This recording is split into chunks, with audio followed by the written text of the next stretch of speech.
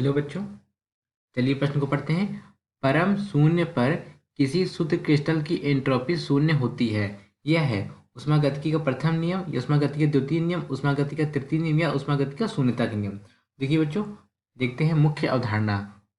मुख्य अवधारणा, इस हमें क्या करना है बच्चों, इसमें हमें सही विकल्प का चुनाव करना है। तो यहाँ पर ये देखते हैं पहले जो ऊष्मागतिकी का प्रथम नियम, जो पहला विकल्प क्या है, ऊष्मागतिकी का प्रथम नियम।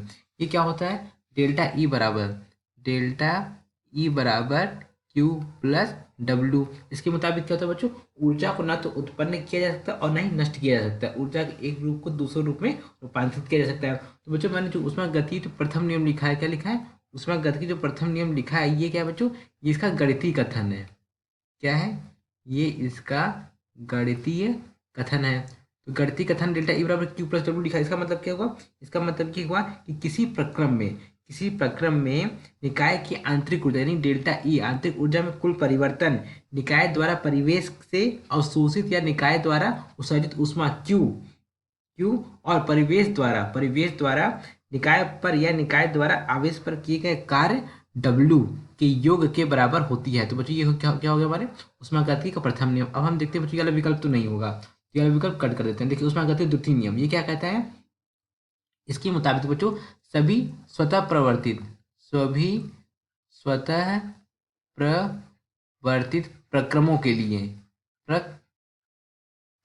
लिए जो डेल्टा एस का मान होता है, किसका मान होता है, जो डेल्टा एस का मान होता है वो कैसा होता है, धनात्मक होता है। इसका मतलब क्या हुआ, देखिए डेल्टा एस